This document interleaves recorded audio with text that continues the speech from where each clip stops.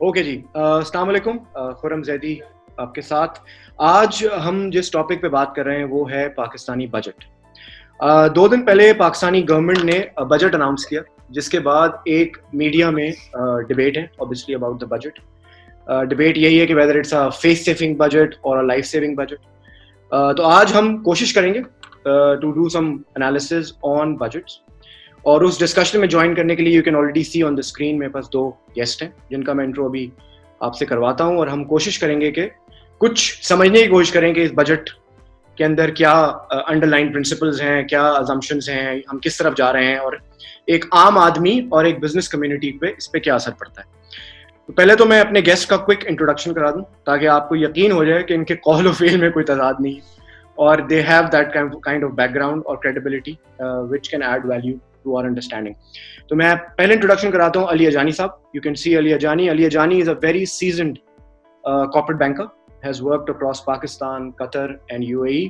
He is associated with Citibank and Pakistan में बहुत extensive काम किया है पब्लिक सेक्टर के अंदर, लोकल बिजनेसेस में, in public sector likes of PIA, KESC, Parco. So he exactly understands how the government financial policy works and what possible hindrances could come from local businesses या local sectors.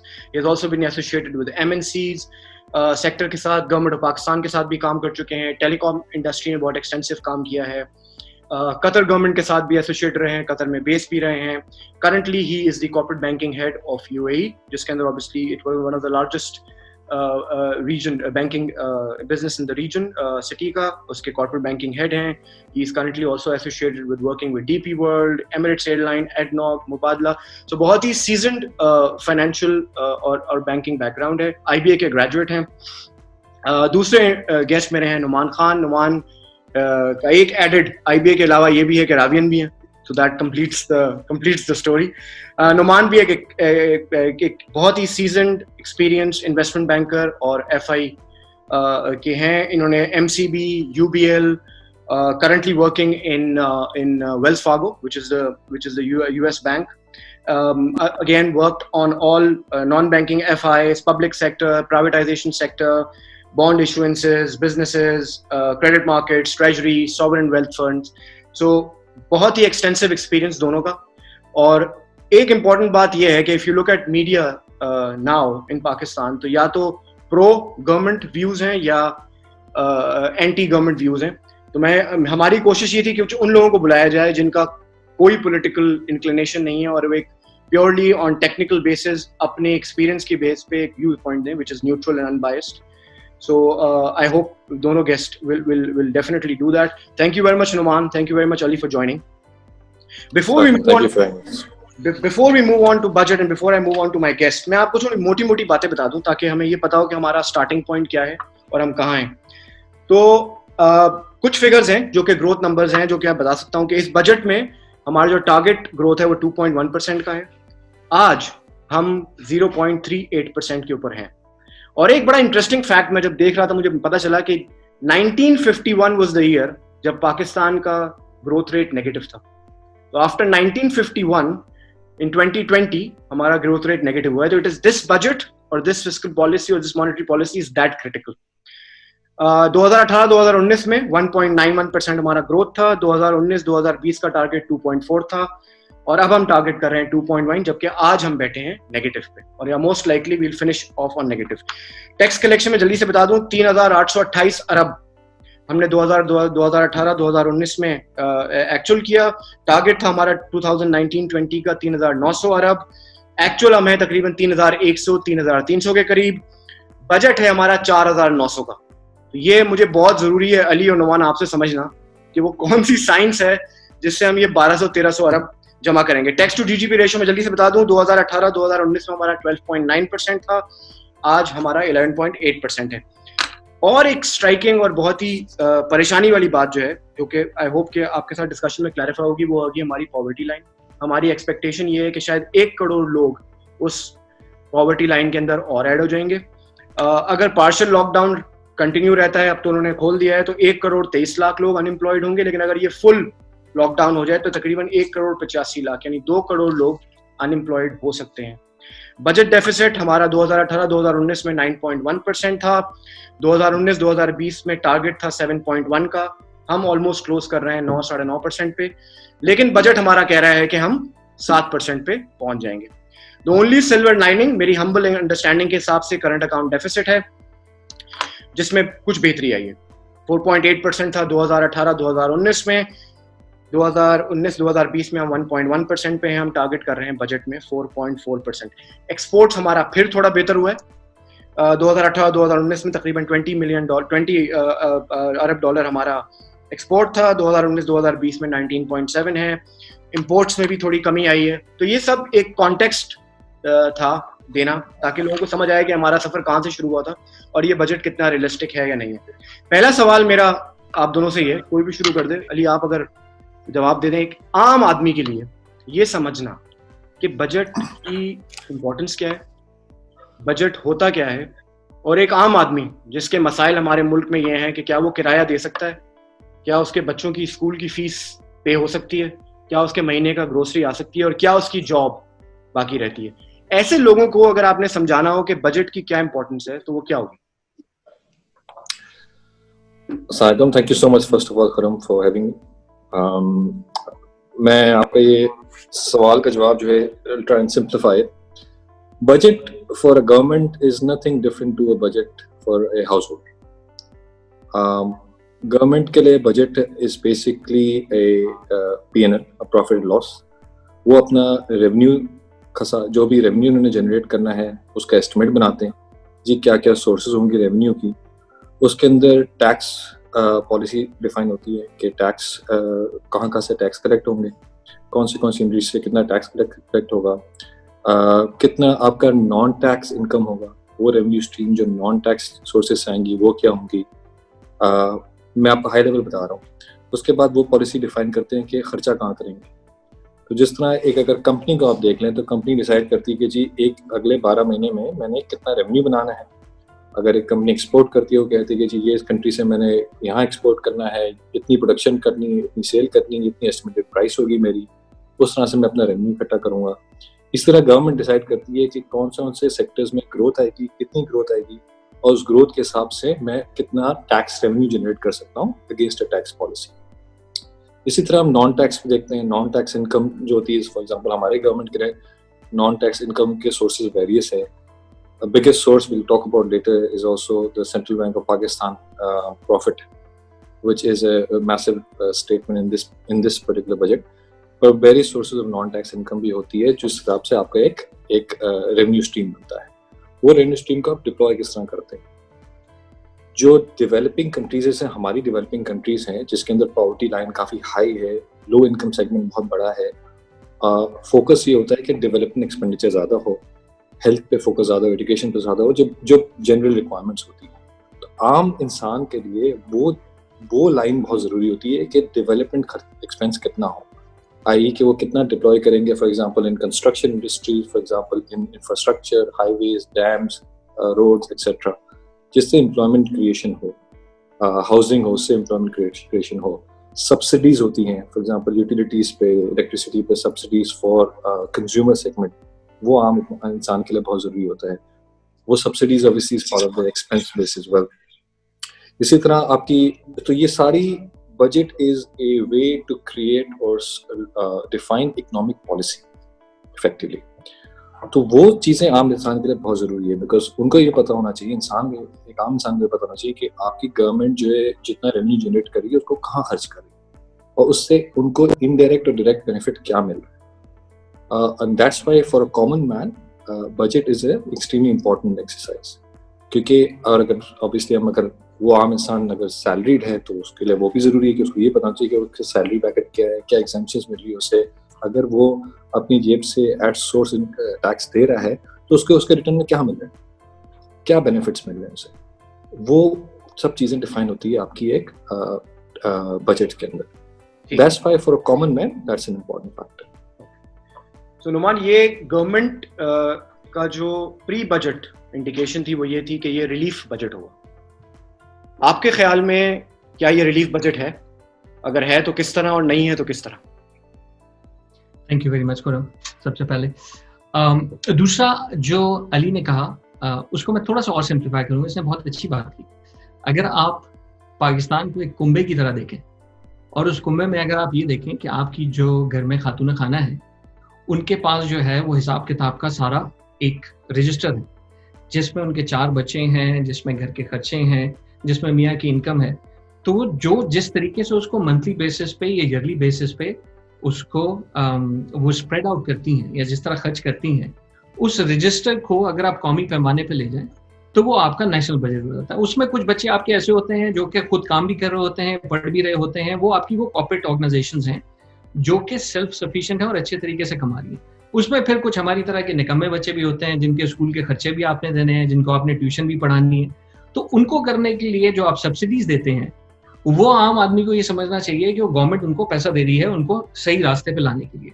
But budget जो है वो एक आम आदमी के लिए बिल्कुल उसी तरह कुंबे की एक्सरसाइज होती है जिस तरह हम अपने मंथली खर्चों को वो करते हैं। और ये बहुत जरूरी एक्सरसाइज है सोसाइटीज के लिए भी और गवर्नमेंट्स के लिए भी, ताकि उनको ये पता चले कि उनके जो ओवरऑल आमदनी है उसको उन्होंने खर्च किन जगहों पे करना है, उससे क्या बेनिफिट्स उन्होंने ड्राइव करने हैं, और आगे कौन कौन सी ऐसी सेगमेंट्स हैं जहां पे उनको ज्यादा फोकस करना पड़ेगा या कम फोकस करना पड़ेगा। इन टर्म्स ऑफ कि गवर्नमेंट का ये बजट जो है ये अवाम दोस्त है या नहीं है, मेरा ख्याल है कि अगर हम इस वक्त के हालात को देखें तो ये बहुत बेहतर बजट है। एक परफेक्ट बजट नहीं है, एक कंप्लीट बजट नहीं कह सकते आप इसको, क्योंकि हमारे बहुत सारे रिसोर्सेज की भी कमी है। बट अगर आप गवर्नमेंट की जो ओवरऑल उनके पास रिसोर्सेज हैं, जो वसाइल हैं, अगर उनको देखें तो उसके हिसाब से एक अच्छा बैलेंस बजट है जिसमें उन्होंने ज्यादा कोशिश ये की है कि अपने एक्सपेंडिचर्स को कंट्रोल किया जाए। आपने जिस तरह बात की कि इम्पोर्ट्स का जो हमारा बिल है वो कम हुआ है, जिसकी वजह से हमारे जो करंट अकाउंट या मालियाती खसारा जो है वो कम हुआ है। तो उसमें बहुत सारे फैक्टर्स हैं, जिसमें ऑयल की प्राइसेस का नीचे आना भी एक बहुत बड़ा फैक्टर है, प्लस हमारी इंपोर्ट ड्यूटीज जो नॉन एसेंशियल आइटम है। इस पेंडेमिक की वजह से जो एक चीज हुई है पूरी दुनिया में वो ये हुई है कि आपकी जो जरूरियात हैं वो लोगों ने दोबारा से डिफाइन की हैं कि कौन सी जरूरियात ऐसी हैं जो आपने कंटिन्यूअसली जिनमें इन्वेस्ट करना है, जिनमें खर्च करना है, और जो नॉन एसेंशियल्स हैं उनको आपने कम करना है। तो गवर्नमेंट के वसाइल को देखते हुए और इस पेंडेमिक को देखते हुए, कोविड-19 को देखते हुए, मेरा ख्याल है कि अच्छा मुतवाज़िन बजट है। इसमें गवर्नमेंट ने ये भी बहुत एफर्ट की है कि ओवरऑल सब्सिडीज जिन पीएसडीपीज को या जिन पब्लिक सेक्टर ऑर्गेनाइजेशंस को दी जाती रही है उसको कम किया जाए। गवर्नमेंट ने अपने खर्चे कम करने की कोशिश की है। रेवेन्यूज वाइज जो है उनके जो टारगेट्स हैं वो काफ़ी एम्बिशियस हैं। उसमें बहुत सारी अजम्पशंस हैं, वो अजम्पशंस किस तरह पूरी होती हैं ये देखा जाएगा। But all in all current circumstances में अगर हम इस गवर्नमेंट को छोड़ दें, कोई भी गवर्नमेंट अगर पाकिस्तान में होती और अगर वो इस तरह का बजट लेके आती, तो मेरा ख्याल है कि उसको एक काबिल तहसीन या एक अच्छा बजट करार दिया जाना चाहिए। ओके, अच्छा, लेकिन जो एक हम्बल अंडरस्टैंडिंग है मेरी उसमें ये है कि tax revenue target is the focal point of your budget planning. अगर वो आपका वो टारगेट अनरियलिस्टिक है तो आपका पूरा बजट के इक्विलिब्रियम हिल जाएगा।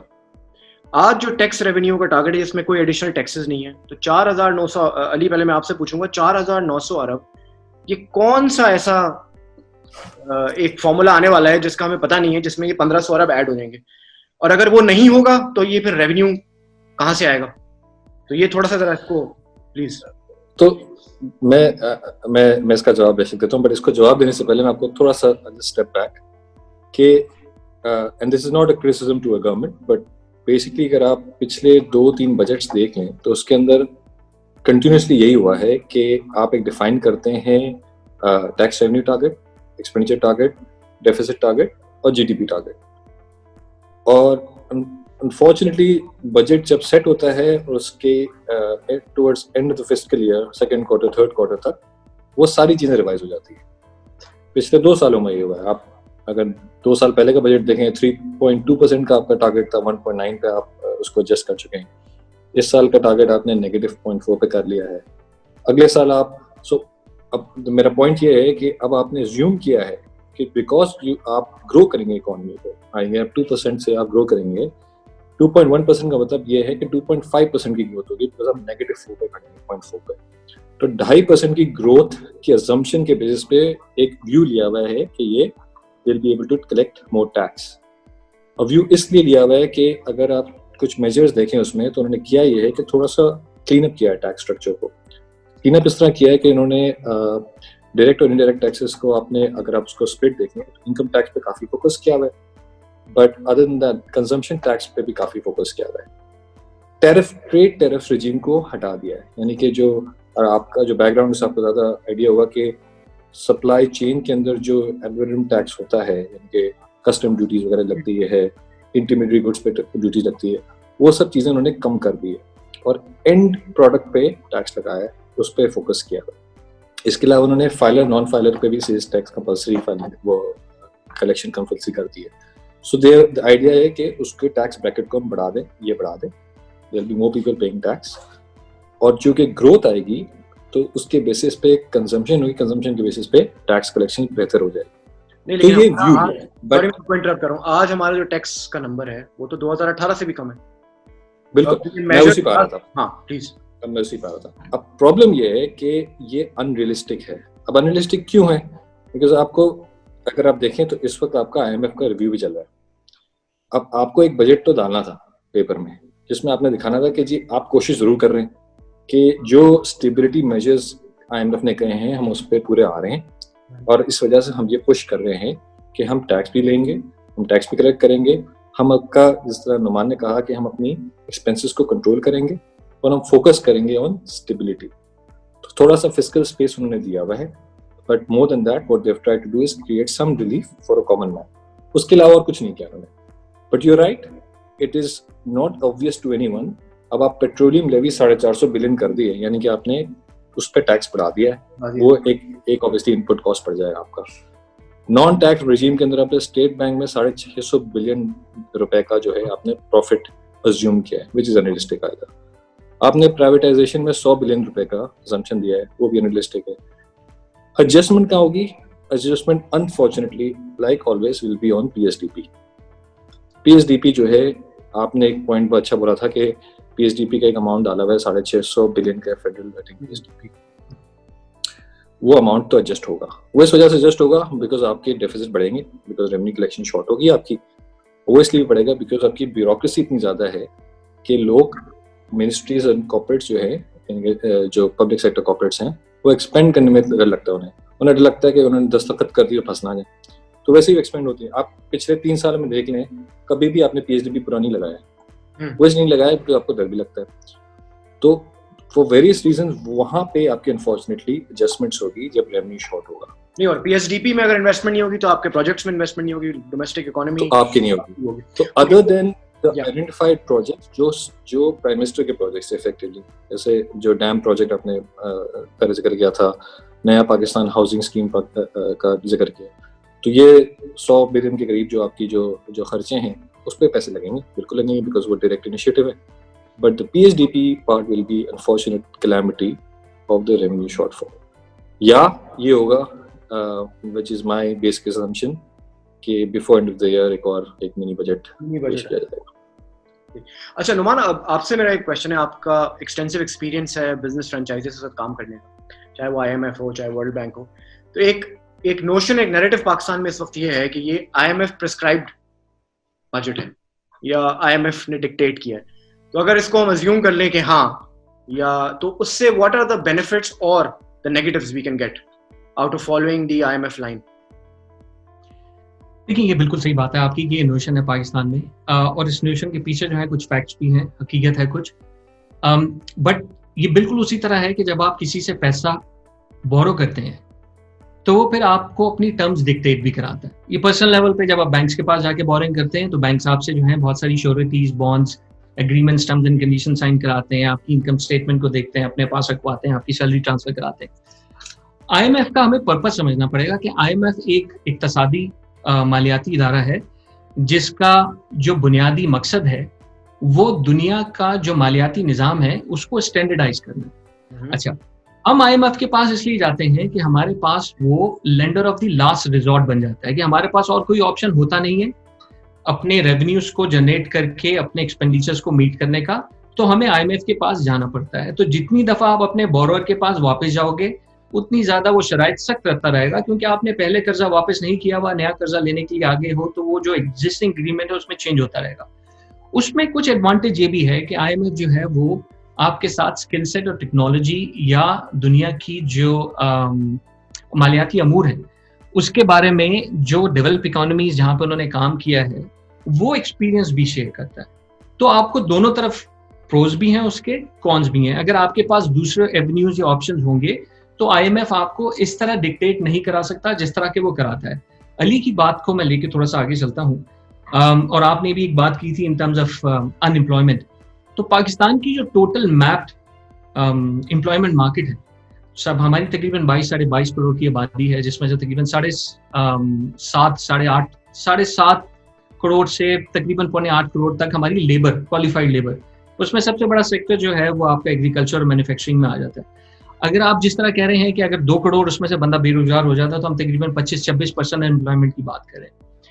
और इन terms of the budget cuts के हमने ये जो रेवेन्यूज हैं कहाँ से जनरेट करने हैं और जो खर्चे हैं वो कहाँ से जनरेट करने हैं, तो इसमें मैं थोड़ा सा इख्तलाफ करूंगा अली की बात से। अगर आप हमारे GDP को देखें, तकरीबन 285 अरब डॉलर्स के करीब लगभग है। हमारी जो अनडॉक्यूमेंटेड इकोनॉमी है, जो बेस्ट पॉसिबल मैप हुई हुई है, वो तकरीबन 36 से 37% के करीब है। सो आपकी तकरीबन हम बात कर रहे हैं 100 से $125 बिलियन जो है वो आपके GDP में उस तरह रिफ्लेक्ट नहीं होता, ना डॉक्यूमेंट होता है जिस तरह उसको होना चाहिए। अब अगर आपने अपने रेवेन्यूज को बढ़ाना है तो सबसे आसान तरीका ये है कि आप अपने टैक्स नेट को बड़ा कर दें। टैक्स नेट को बड़ा करने का तरीका ये है कि आप अपनी इकोनॉमी को डिजिटाइज करें। आप उसको जो है उसमें ऐसे चैनल्स लेके आए कि जितनी ट्रांजैक्शंस हों, एक तो मॉनिटर हो रही हो, दूसरा आपकी जितनी इक्तसादियात है वो खाली किताबों की हद तक या जुबानी कलामी महदूद ना रहे।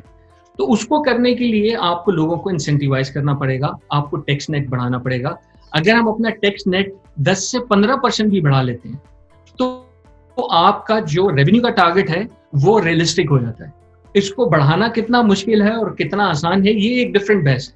बट अगर हम अपने टैक्स नेट को थोड़ा बढ़ा लेते हैं, 10 से 15% बढ़ा लेते हैं, तो हमारे लिए ये टारगेट्स अचीव करना आसान हो जाएंगे। अगर हम ये अचीव नहीं करते तो अगर आप अपने बजट की जो स्पेंडिंग है उसकी परसेंटेज देखें तो हमारे बजट की तकरीबन 46-45%, 45 से 40% जो है वो चला जाता है आपकी डेट सर्विसिंग में।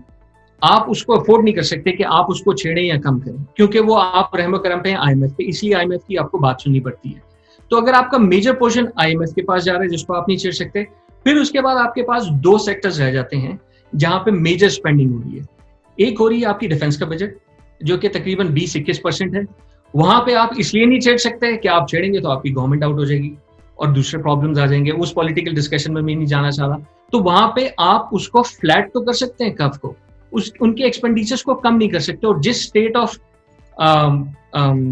वॉर या जिस स्टेट ऑफ पीस में, अनईजी पीस में हम अपने नेबर्स के साथ हैं, इस वक्त उसको छेड़ना मुनासिब भी नहीं है।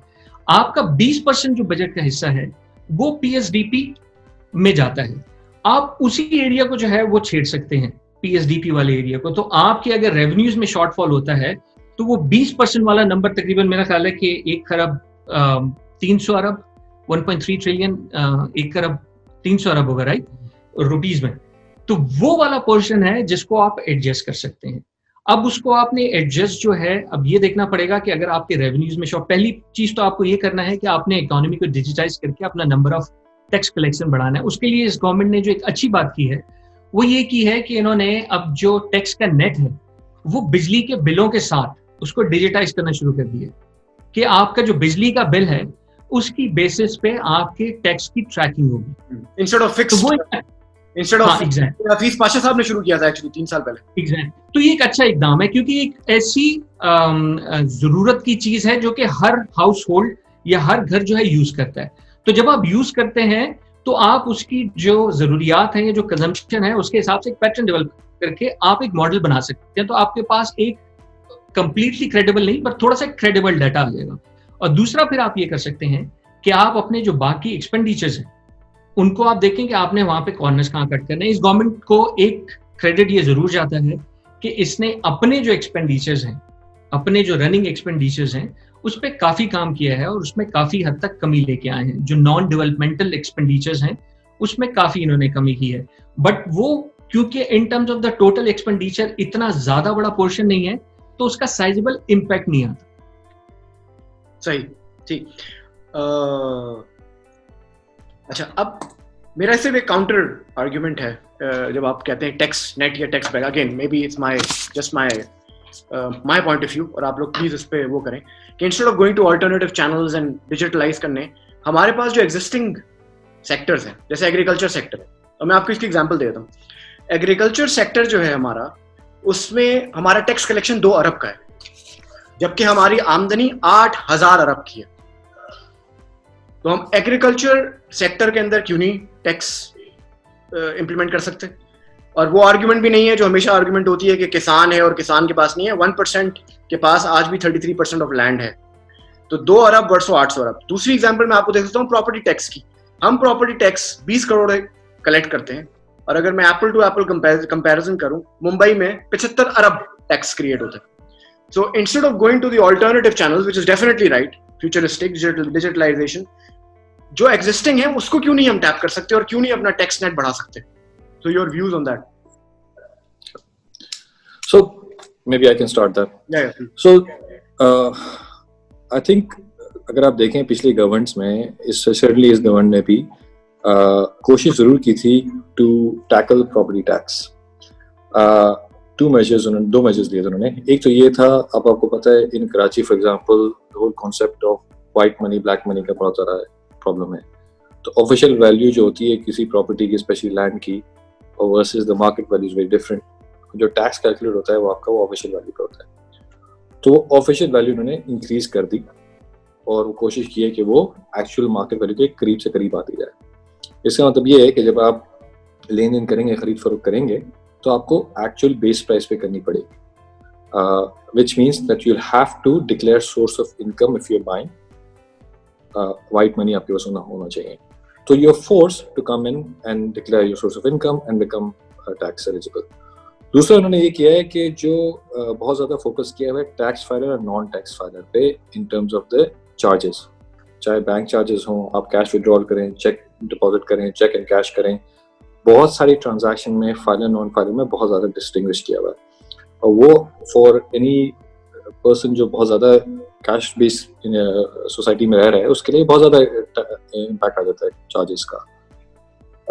अनफॉर्चुनेटली होता ये है कि पॉलिटिकल प्रेशर भी बहुत ज़्यादा है, उस वजह से उसको इम्प्लीमेंट करना बड़ा मुश्किल हो गया है। तो रियलाइजेशन ये है, अब उससे पहले आपने ये भी देखा होगा कि उन्होंने बहुत ज़्यादा एमएसटी स्कीम पे फोकस किया, नैप का बहुत ज़्यादा प्रेशर किया to force people to come in, but वो मेजर्स काउंटर इंट्यूटिव हो गए। वो इसलिए हो गए काउंटर इंट्यूटिव बिकॉज हुआ ये है कि लोग डर गए और लोगों ने अपने पैसे छुपा दी और इन्वेस्टमेंट भी कम हो गई। तो जो फायदा गवर्नमेंट ने सोचा था होगा वो नहीं हुआ, नुकसान हो गया। इस वजह से बहुत ज़्यादा अब लार्ज स्केल मैन्युफैक्चरिंग देखें, it's been negative for the last 2 years।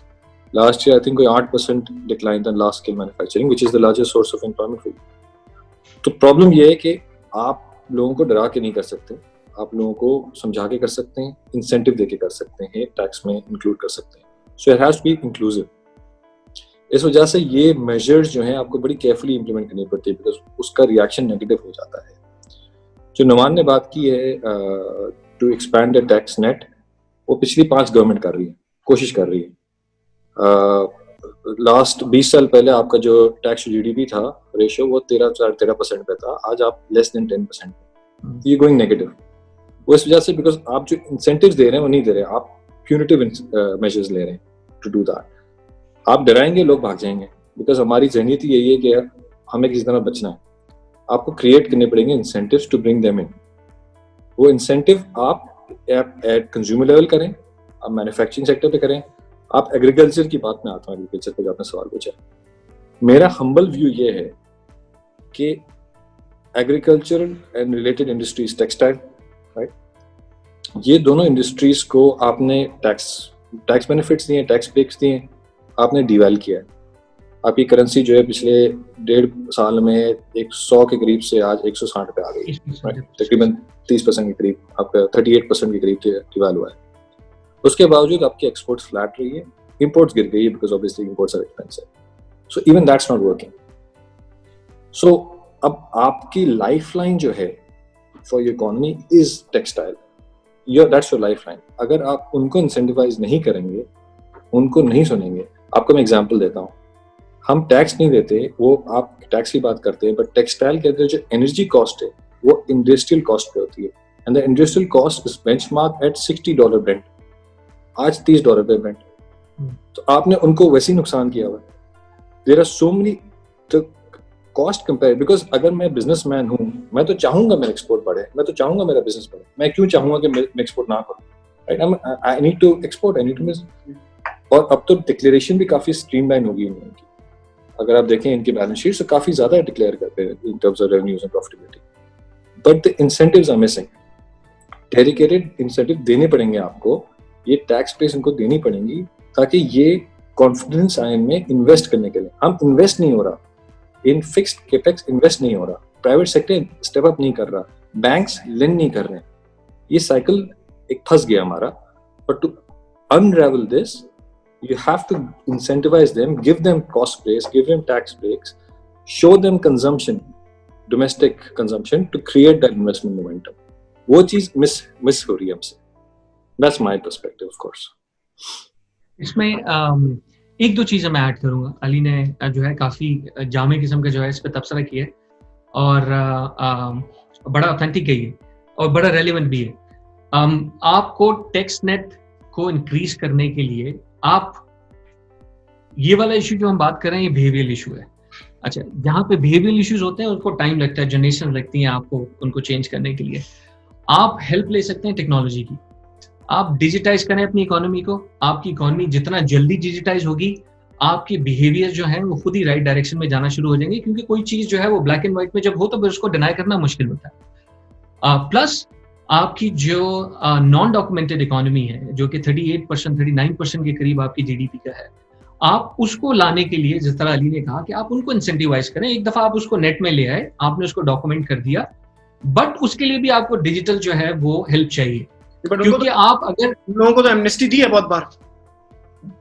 Amnesty जो है ना, वो मेरा ख्याल है कि एमनेस्टी जो है वो उस तरह कॉन्फिडेंस बिल्ड नहीं करती है. एमनेस्टी जब आप किसी को देते हैं तो जो आदमी एमनेस्टी ले रहा होता है और जब माशरे के अंदर एमनेस्टी का वर्ड जा रहा होता है तो उसके पीछे एक थॉट प्रोसेस ही होता है कि किसी आदमी ने गलत काम किया हुआ है और अब वो अपने काले धन को सफेद कर रहे हैं. अच्छा, जरूरी नहीं है कि उसने काला धन जो है वो काले तरीके से बनाया हुआ हो. वो जरूर हो, ये भी हो सकता है कि उसने उस टैक्स की मनी को, या उसने जो पैसा जनरेट किया है किसी टैक्स हेवन में रखा हुआ है. पाकिस्तान में हायर टैक्स की वजह से वो नहीं लाना चाह रहा.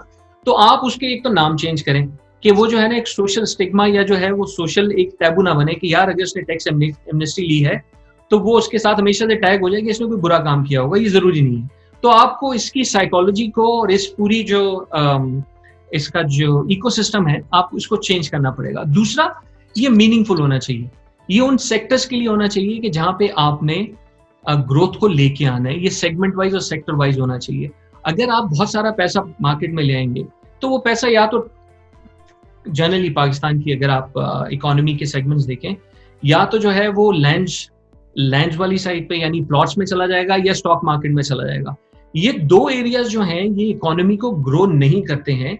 ये इकोनॉमी में आर्बिट्राज पैदा करते हैं कि जहां से आपको प्रॉफिट मिलता है अपनी क्या कहते हैं इंफॉर्मेशन की बेसिस पे, या अपनी जो एनालिसिस है उसकी बेसिस पे.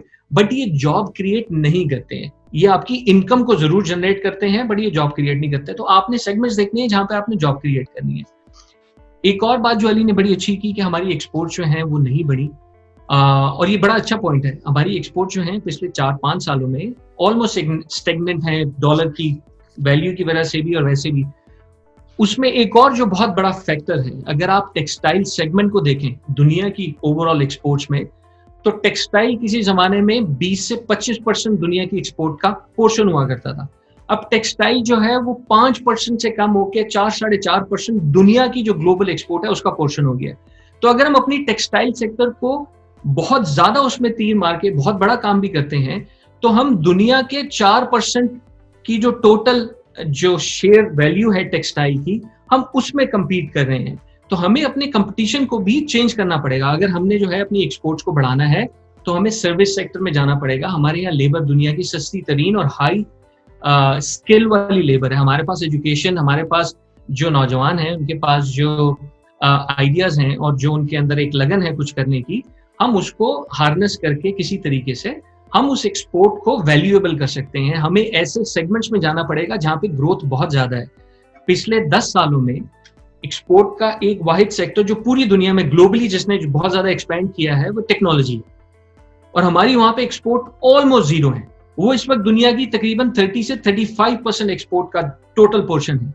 हमें ऐसे सेगमेंट्स को कि जहां पे हम थोड़ा सा, किसी जमाने में मुझे याद है कि पाकिस्तान में जो है वो आपको फनी किस्म की तालीम दी जाती थी। जो नौजवान स्कूलों से निकलते थे, कॉलेजेस से निकलते थे, तो आपके फनी स्कूल होते थे जहाँ पे आपको एसोसिएट इंजीनियर्स या इस तरह की कोई तालीम दी जाती थी। तो अगर हम इस तरह के प्लान्स डेवलपमेंटल लेवल पे, सोसाइटियल लेवल पे शुरू करें तो बहुत ज्यादा चांसेस हैं कि हम उस सेगमेंट में जो दुनिया में एक तो जिसका साइज भी बड़ा है और जो ग्रो भी कर रहा है, वहां पे अगर हम जाके टारगेट करना शुरू करेंगे तो हमारी एक्सपोर्ट्स के चांसेस बढ़ने के ज्यादा हैं। अगर हम एक ऐसे सेगमेंट को टारगेट कर रहे हैं जो वैसे ही सुधरता जा रहा है over a period of time, तो हमारी अपनी एक्सपोर्ट हमारे हिसाब से इन टर्म्स ऑफ रुपीज तो बढ़ती रहेगी, but in terms of size of the pie हम कोई इम्पैक्ट क्रिएट नहीं कर सकेंगे।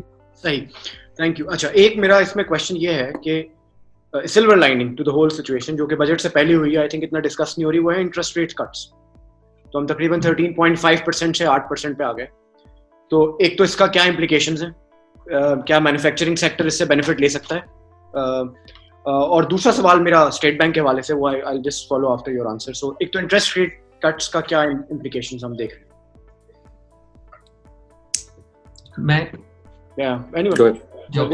Thank you. सो ये बहुत पॉजिटिव मेरा ख्याल है कि और मुस्बत कदम है। मेरा अपना ख्याल है कि थोड़ा ताखीर से आया, थोड़ा पहले आना चाहिए था। उसकी वजह यह है कि आप पैसे को जितना सस्ता करेंगे इंडस्ट्रीज के लिए और जितना ज़्यादा अवेलेबल करेंगे बिजनेसेस के लिए, उतना ज़्यादा उसकी यूटिलाइजेशन के इकोनॉमी में चांसेस बढ़ जाएंगे। तो आपने इफेक्टिवली इस वक्त आपकी इन्फ्लेशन जो है, जो आपने प्रिडिक्ट की हुई है, वो तकरीबन 6.5% के करीब है। बिल्कुल। और आपने अपना जो इंटरेस्ट रेट है उसको 8.5% के करीब रखा है। तो आपने जो है 2% का बफर रखा हुआ, विच इज फाइन। आपने ये मेक श्योर करना है कि ये पैसा जो है अवेलेबल हो इंडस्ट्रीज को। मैन्युफैक्चरिंग, जिस तरह अली ने कहा कि मैन्युफैक्चरिंग सेक्टर आपकी सबसे ज्यादा 38-39% जो जॉब्स हैं ओवरऑल पाकिस्तान में, वो मैन्युफैक्चरिंग सेक्टर से हैं। उसके बाद फिर आपका एग्रीकल्चर सेक्टर आता है। तो आपने ये मेक श्योर करना है कि आपकी मैन्युफैक्चरिंग सेक्टर जो है उसका पहिया जो है वो चलता रहे, और उसमें जो है लिक्विडिटी बैंक्स भी और बाकी जो इदारे जो कि ये लिक्विडिटी प्रोवाइड करते हैं, इंक्लूडिंग सेंट्रल बैंक्स, SME क्या कहते हैं, लीजिंग कंपनीज, मुदारबाज, ये सारे के सारे, ये उसको उनके प्रोजेक्ट्स को और उनकी जो मैन्युफैक्चरिंग है उसको प्रमोट भी करते रहें और उसके लिए लिक्विडिटी अवेलेबल भी करते रहें। पाकिस्तान में जो एक सबसे बड़ा एडवांटेज है वो हमें अपनी पॉपुलेशन की सूरत में है कि हमारी पॉपुलेशन इतनी बड़ी है कि अगर हम इसको एज अ मार्केट डेवलप करना शुरू करें तो ये आपकी यूरोप की ऑलमोस्ट 60-70% पॉपुलेशन बन जाती है। बट आपने उसको डेवलप किस तरह करना है, ये एक बहुत बड़ा चैलेंज है। उस चैलेंज को आप एड्रेस जो है वो डिमांड साइड से कर सकते हैं।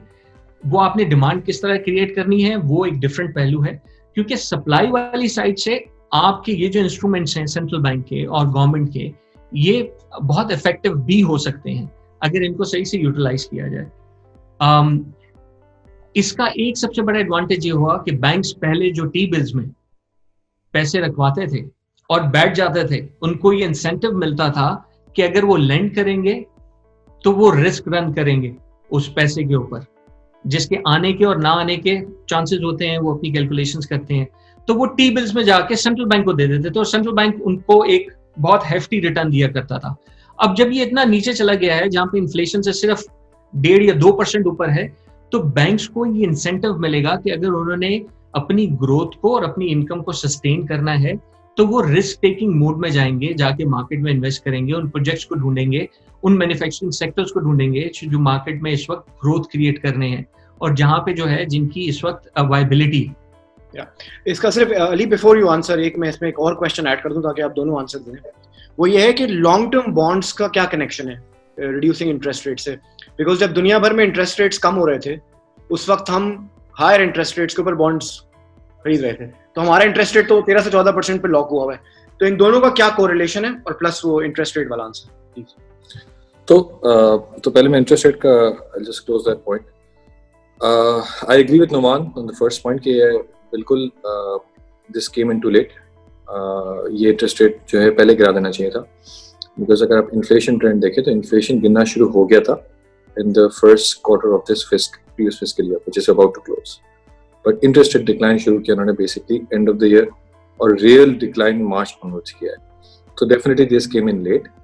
एक रीजन ये हो सकती है जो मुझे नहीं पता, बट मेरा व्यू है वो ये रीजन ये होगी कि IMF ने स्टेबलाइजेशन मेजर्स में कहा होगा कि इंटरेस्ट रेट्स आप हाई रखें, that is to I guess curtail imports in a way, but that doesn't help the economy, because IMF जब आता है तो ये नहीं देखता कि इकोनॉमिक ग्रोथ क्या है। IMF कहता है कि जी हाइव एवरीथिंग डाउन, सब कुछ स्लो कर दें, सब कुछ नॉर्मलाइज कर दें, फिर दोबारा ग्रो करेंगे। तो इस वजह से वो पुश करते हैं आपको इंटरेस्ट रेट्स हाई मेंटेन करने का।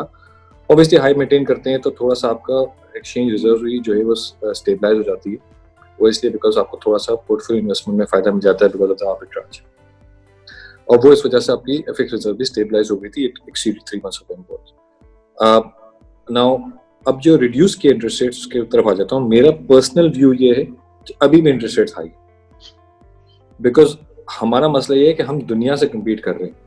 We like to be an export country. दुनिया की जो मेजर एक्सपोर्ट मार्केट्स है वहाँ इंटरेस्ट रेट्स जीरो है या लेस देन जीरो, ठीक है। Currency aside, inflation aside, the reality is आपने तो अपना इंजन शुरू करना है। इंजन शुरू करने के लिए आपने कम्पीट करना है।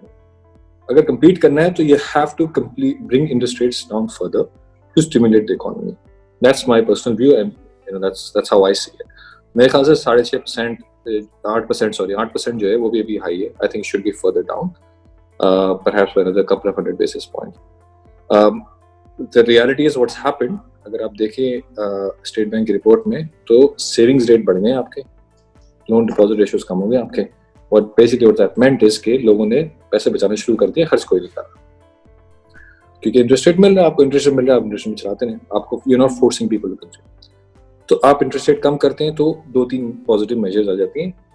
ऑब्वियसली एक तो ये कि interest cost on SMEs and cottage industries बेहतर हो जाती है। दूसरा ये मेरे ख्याल से एक और मेजर साथ साथ ये भी करना चाहिए, स्टेट बैंक ने कुछ पॉलिसी एडजस्टमेंट्स की है जो एक्सपोर्ट ओरिएंटेड इंडस्ट्रीज के लिए, कि उनको सब्सिडाइज लोन्स देते हैं, री-एक्सपोर्ट लोन्स देते हैं, मैन्युफैक्चरिंग लोन्स दे रहे हैं, and that's actually for any export country. पहले टेक्सटाइल फोकस था, अब सबको मिल रहा है, तो कुछ है। But I think what they also need to do is perhaps agree on a program बैंकों के साथ मिलके where they can take a little bit of the credit risk, because banks अभी ready नहीं है lend करने के लिए, because उनका problem ये हो रहा है कि they're worried about defaults and provisions। इस वजह से जो नुमान कह रहे थे कि PIBs में पैसे लगा देते हैं जहाँ पे आपको अच्छा स्प्रेड 7-8% का स्प्रेड मिल जाता था और बैंक पैसे बना रहे थे, कोई टेंशन नहीं थी, कोई काम नहीं करने की जरूरत थी।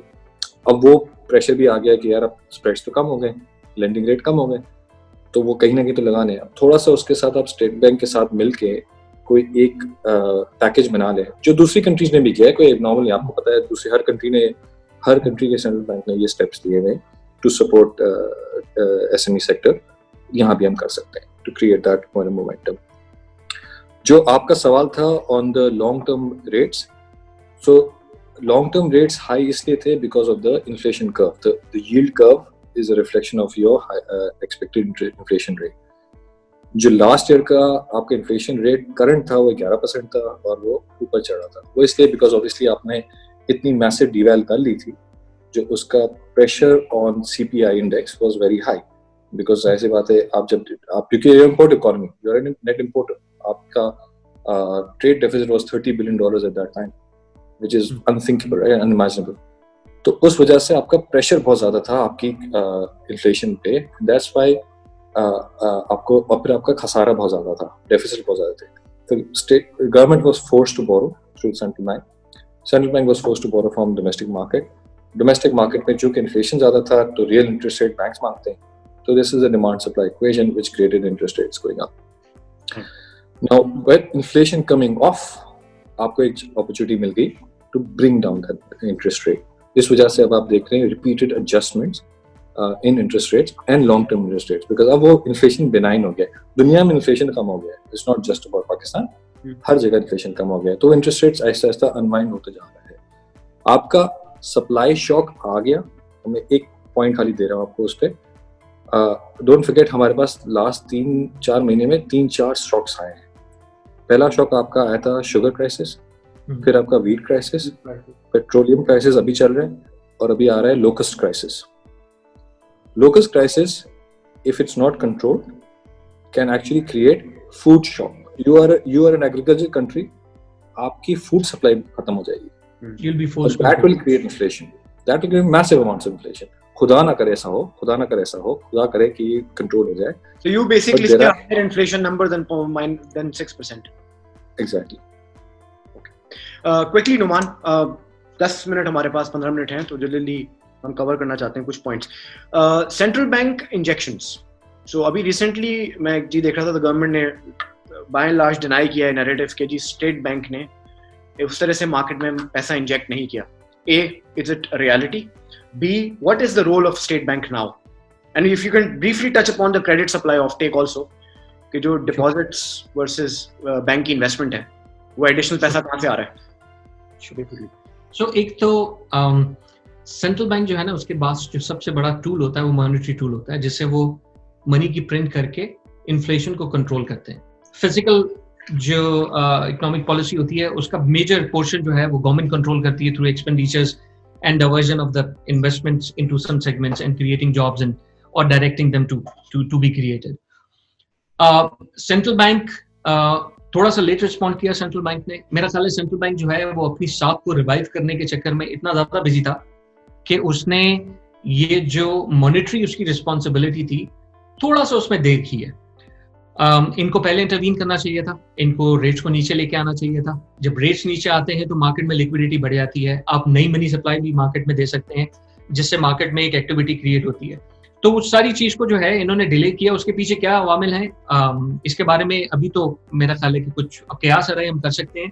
और मेरा अपना ख्याल है कि स्टेट बैंक जो है वो अपने आप को एज अ न्यूट्रल एंटिटी दिखाना चाह रहा था कि हम जो हैं वो एक न्यूट्रल एंटिटी हैं जो कि न्यूट्रली गवर्न करती है पाकिस्तान की मॉनेटरी पॉलिसी को। और दूसरा उसमें मेरा ख्याल फैक्टर ये भी था, जो अली ने बड़ा अच्छा पॉइंट आउट किया है, कि अगर आप देखें तो सेंट्रल बैंक के गवर्नर, जो कि बहुत ही काबिल आदमी है, बट ये IMF से आए हुए हैं, तो IMF की जो पॉलिसीज होती हैं ये एग्जैक्टली उसी तरह है कि आपने किसी से लोन लिया हुआ है, तो जब वो आपको अपनी टर्म्स डिक्टेट कर रहा है तो फिर वो अपनी उन टर्म्स के साथ अपने लोग भी आपके पास भेज रहा है कि ये लोग उन टर्म्स को इम्प्लीमेंट करवाने में आपकी हेल्प करेंगे।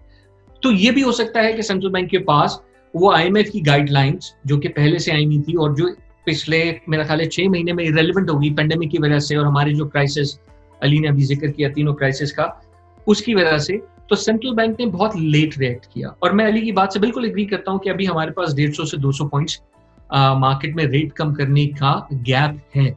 आप इसको अगर 6.5 पे लेके जाएंगे इन्फ्लेशन के साथ जितना आपने किया हुआ, तो इफेक्टिवली आप 0% पे, अगर आप इन्फ्लेशन को नेट ऑफ करें तो आप 0% पे मार्केट में पैसा दे रहे हैं। आप लोगों को इंसेंटिवाइज कर रहे हैं कि भाई आप हमसे बोरो करें और मार्केट में इन्वेस्ट करें, तो आपके पास जो भी अपॉर्चुनिटी 0 से ऊपर है वो आपको एक बना के देगी। सॉरी, आपने एक और क्वेश्चन किया था, रोल SBP इंजेक्शन और role of SBP in the monetary policy.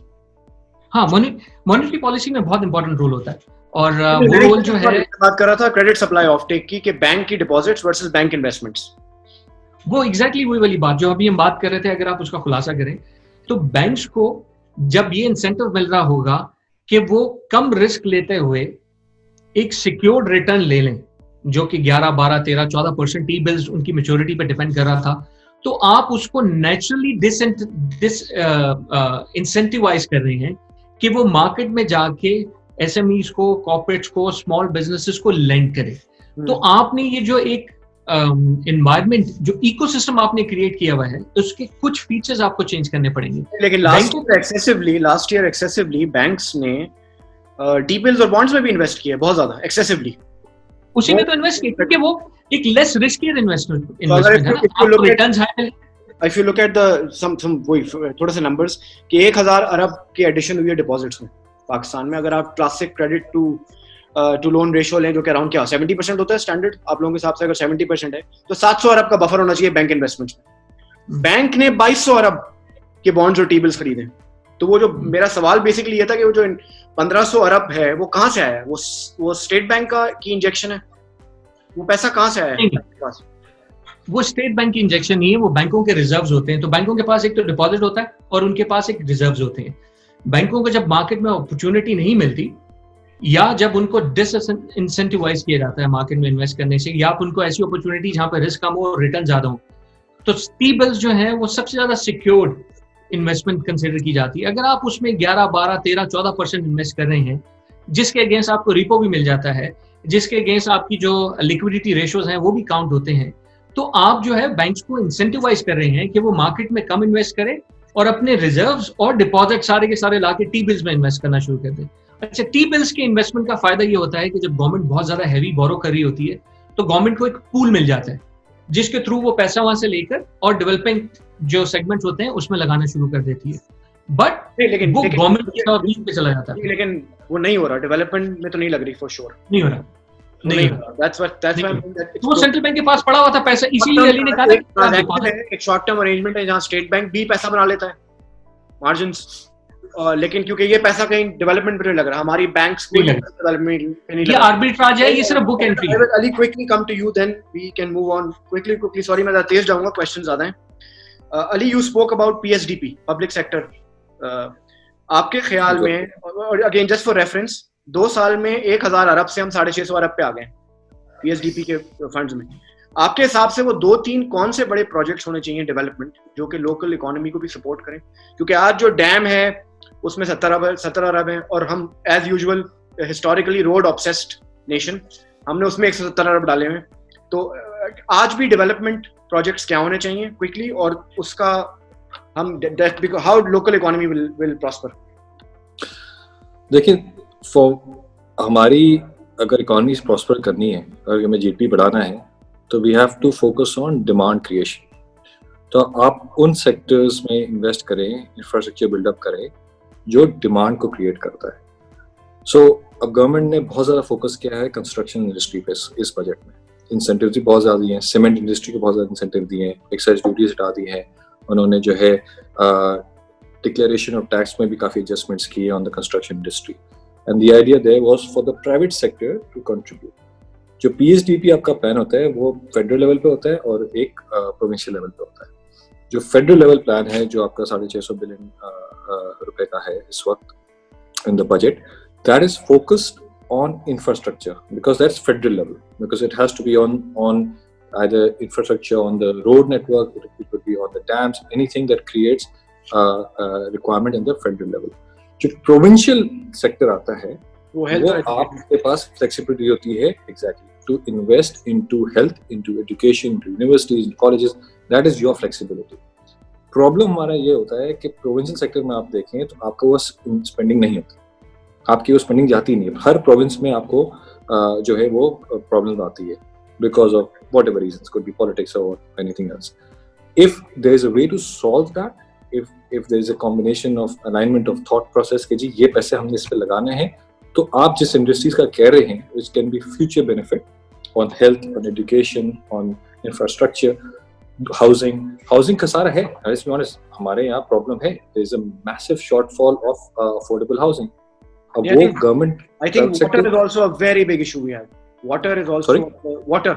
हाँ, रिजर्वायर्स है, रिजर्वायर्स का आपका बहुत बड़ा मसला है। सो ये सारी चीजों पे आप ये सारी चीजें बहुत स्टिमुलेट करती है। एक रिजर्वायर अगर आप बनाते हैं तो उसके अंदर आपकी steel industry, cement industry, labour, there so many related industries which have benefit from that, और वो आपकी कंजम्पशन को बढ़ाता है। तो that's what you need to focus on, that's what you need to create, जो अनफॉर्चुनेटली हमने किया नहीं, हमने 25 साल में कुछ नहीं किया। ये जो अमाउंट है बहुत छोटा है, but problem the idea is that if you actually put money into it, then you'll have multilateral agencies coming and supporting, क्योंकि वो तो उनका एजेंडा ये होता है to improve create poverty alleviation. तो my point of view is कि PSDP has to be spent on consumption demand driven sector जो employment create करता है और economic demand create करता है, जो ये सारे बड़े प्रोजेक्ट्स कर सकते हैं। Okay. तो just for record, this is the first budget जिसमें construction को भी industry का status, correct, for that construction, correct. And if you look at the breakup also, all the growth of 3.4% is coming out of construction. अगर वो 303.4 की भी आप निकाल दे तो नुमान रेमिटेंस। हाँ सॉरी प्लीज। एक चीज मैं सिर्फ ये कहूंगा कि इस बजट की जो एक अच्छी बात है वो ये है कि जो नॉन प्रोडक्टिव सब्सिडीज थी जो कि पहले पावर सेक्टर्स को दी जाती थी बहुत ज्यादा, वो कम करके उन सेक्टर्स की तरफ लाने की कोशिश की जा रही है जो कि एम्प्लॉयमेंट क्रिएट करते हैं। जिस तरह अली ने कहा, तो हाउसिंग सेक्टर जो है वो बहुत ज्यादा एम्प्लॉयमेंट क्रिएट कर सकता है। जिस तरह 50 लाख घरों की बात हो रही है, तो आपने अगर इकोनॉमी में, और पाकिस्तान जैसी इकोनॉमी में जहाँ पे इतनी बड़ी पॉपुलेशन है, तो आपने उन सेगमेंट्स को टारगेट करना है जो कि मैसिव एम्प्लॉयमेंट क्रिएट कर सके। डैम्स जो है वो मैसिव एम्प्लॉयमेंट क्रिएट करते हैं, उसमें बहुत सारे आपके इकोनॉमी के सेगमेंट जो है इन्वॉल्व हो जाते हैं। इसी तरह हाउसिंग कंस्ट्रक्शन में सीमेंट भी है, स्टील भी है, आपकी मैन पावर भी है। दूसरा, सड़कें, आपको एक अच्छा रोड नेटवर्क चाहिए अगर आपने अपनी एसएमई को एस्टैब्लिश करके और उनको एक रीजनल या ग्लोबल लेवल पे रिप्रेजेंट करना है, तो आपको एक अच्छा मवासलाती निजाम चाहिए जो कि पूरे मुल्क को एक अच्छे तरीके से कनेक्ट कर सके। प्लस ये सारे के सारे इंफ्रास्ट्रक्चर के वो प्रोजेक्ट्स हैं जो मैसिव जॉब या खुशहाली क्रिएट करते हैं उन इलाकों में जहां पे ये चीजें बनेंगी। तो पहले आपने मेन मोटरवेज डाली, अब आप जो है वो छोटी शराहें कस्बों, सूबों, कस्बों, गांव वगैरह रूरल एरियाज में, ताकि लोगों के लिए जब आसानी पैदा होगी तो बिजनेस की अपॉर्चुनिटीज पैदा होंगी। ठीक है नुमान, आखिरी एक सवाल आखिरी, रेमिटेंसेस। वो रेमिटेंसेस का डायरेक्ट इम्पैक्ट इकोनॉमी पे कहाँ होता है, किस एरिया में होता है और हम किस तरह बेनिफिट कर सकते हैं उससे? यार रेमिटेंसेस का पाकिस्तान की जो सबसे बड़ी फॉरेन डायरेक्ट इन्वेस्टमेंट आती है, various different shape and form, वो अगर आप उसको फॉरेन डायरेक्ट इन्वेस्टमेंट कंसिडर करते हैं तो वो रेमिटेंसेस की फॉर्म में आती है। आपकी जो एक सिग्निफिकेंट माइनॉरिटी जो है वो पाकिस्तान से बाहर है, और पाकिस्तान में रेगुलर जो है वो ज़र मुबादला जो आपको चाहिए ताकि आप एक्सपोर्ट और इम्पोर्ट्स का जो डेफिसिट है उसको फंड कर सकें, प्लस आपके जो रिजर्वायर्स हैं जो आपके पास मिनिमम 3 महीने के होने चाहिए टू कवर योर इम्पोर्ट्स, उसको कवर कर सकें।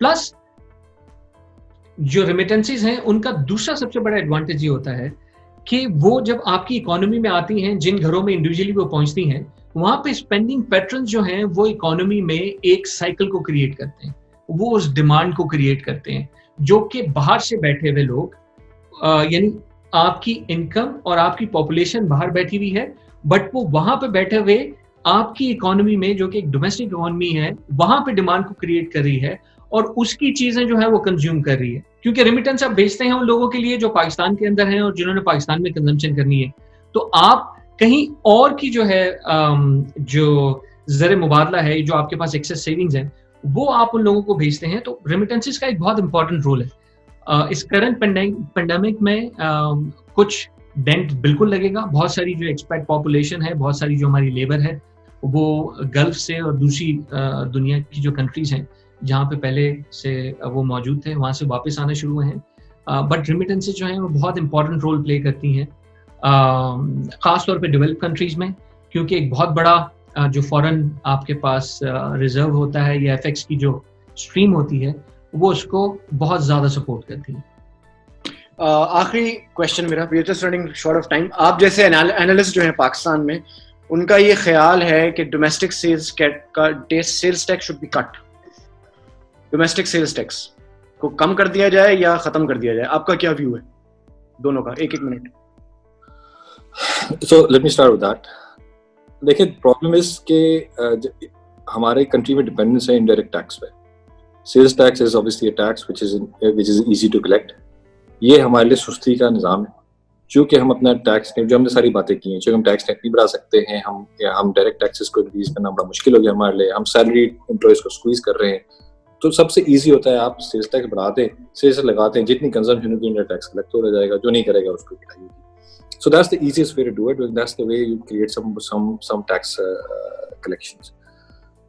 Like the reality is, globally, sales tax has come down everywhere in major countries. Sales tax को कम किया जा रहा है। वो इसलिए because the reality is कि यार आप एक equation बनती है कि आप अगर sales tax कम करते हैं तो उसका consumption impact कितना आता है और उसका compounded tax impact कितना आता है। It's all related. तो अगर मैं टैक्स ब्रेक देता हूँ इंडिविजुअल को थ्रू इनकम टैक्स ब्रेक्स और थ्रू सेल्स टैक्स रिलीज, तो वो क्या वो कंजम्पशन बढ़ाएगा, और कंजम्पशन बढ़ाएगा तो क्या ऑटोमेटिकली मेरा टैक्स बढ़ जाएगा। जनरली कंसेंसस व्यू इज कि yes, that there should be sales tax, because sales tax obviously is alternate ways of correction tax, but where you land in terms of tax rate is something that one has to.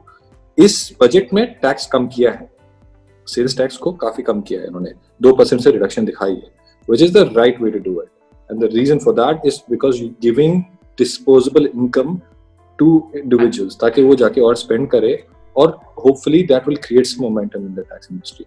But आप eliminate नहीं कर सकते, मैं इस बात पे agree नहीं करता कि उसको eliminate कर दिया जाए, but certainly it should be a level which is manageable and creates. उस पर आप स्टडी भी कर सकते हैं कि जी what's the equilibrium most efficient tax rate, but that certainly be a rate. It certainly should be an alternate measure of income. Ali ने जो कहा मैं उससे एग्री करता हूँ. मैं सिर्फ इसमें एक पॉइंट ऐड करूंगा कि हमारे सेल्स टैक्स के स्ट्रक्चर में आपको थोड़ी सी चेंजेस इस तरह करनी पड़ेंगी कि जो आपकी इंडिजिनस प्रोडक्ट्स हैं आप उनको इंसेंटिवाइज करने के लिए, ताकि लोग उनको कंज्यूम करना शुरू करें, आप उन पे सेल्स टैक्स कम लगाएं. अगर आप इंपोर्ट की अपनी ब्रेकअप देखें, आप जो टोटल इंपोर्ट करते हैं उसमें तकरीबन, हम अगर एक्सपोर्ट वाली साइड पे देखें तो तकरीबन 8 अरब डॉलर की जो है वो फूड वेरियस डिफरेंट फॉर्म में एक्सपोर्ट करते हैं, और तकरीबन 8.5 अरब डॉलर का फूड जो है वो वापस इंपोर्ट कर लेते हैं. अच्छा, और ये जो है ये एक ऐसी चीज है, बीइंग एन एग्रीकल्चर कंट्री, जरी मुल्क होने के नाते से हमारे पास जो चीजें हम बाहर से मंगवाते हैं उनके बहुत सारे ऑल्टरनेटिव्स हम बना सकते हैं या अवेलेबल हैं. उस क्वालिटी के नहीं होंगे, इमीडिएटली आपको बनाने में टाइम लगेगा, उस क्वालिटी को अचीव करने में टाइम लगेगा, बट आपको इंसेंटिवाइज करना पड़ेगा लोगों को बिहेवियर वाइज, ताकि वो अपनी जो इंडिजिनस या मुकामी तौर पे प्रोड्यूस्ड हैं वो ऑल्टरनेटिव्स उनको यूज करना शुरू करें. तो उसको इंसेंटिवाइज, मेरे ख्याल में एक तरीका ये हो सकता है कि जो आपकी मुकामी तरीके से तैयार करदा मसनूआत हैं, जो आपके इंपोर्ट्स के मुतबादिल समझी जाती हैं, जिस तरह पनीर हो गया, मक्खन हो गया, घी हो गया, आप वहां पे सेल्स टैक्स कम करें, ताकि आपकी जो मुकामी डिमांड है वो बढ़े, वहां पे एम्प्लॉयमेंट, उनको फिर जब उनकी सेल्स बढ़ेगी तो वो अपने प्लांट्स को एक्सपैंड करेंगे, तो आप उस साइकिल को वहां से एड्रेस करना शुरू करें. और इंपोर्ट के साइकिल को अगर आपने कंट्रोल करना है तो वहां पे आप सेल टैक्स, डिपेंडिंग कि आप कौन सी कंट्री से क्या चीज मंगा रहे हैं और आपके जो है बायलैटरल एग्रीमेंट्स किस तरह के हैं, क्योंकि बाल दफा आपको ये भी देखना पड़ता है कि आप जो है वो इतनी ज्यादा इंपोर्ट ड्यूटीज नहीं लगा सकते, क्योंकि वो फिर आपकी मार्केट बंद करना शुरू कर देते हैं. तो आप वहां पे सेल्स टैक्स के थ्रू जो है मुकामी जो बिहेवियर है आप उसको डेवलप करें कि वो उस चीज को डिस्करेज करना शुरू करें, और आहिस्ता आहिस्ता उनको इंसेंटिवाइज करें कि वो ऑल्टरनेटिव जो आपके पास अवेलेबल हैं, जो मुकामी तौर पे तैयार हो रहे हैं, उनको यूज करना शुरू करें. Okay, thank you very much, guys. This brings us to the end of the program. Thank you very much, Ali. Thank you, Numan. And I hope the discussion helps. And all of us today, the objective was to hope that all the economic actions lead towards a better tomorrow, a better Pakistan. So, inshallah, thank you very much again, and hopefully it will be good for all of us. Allah Hafiz. Thank you. Take care. Allah Hafiz.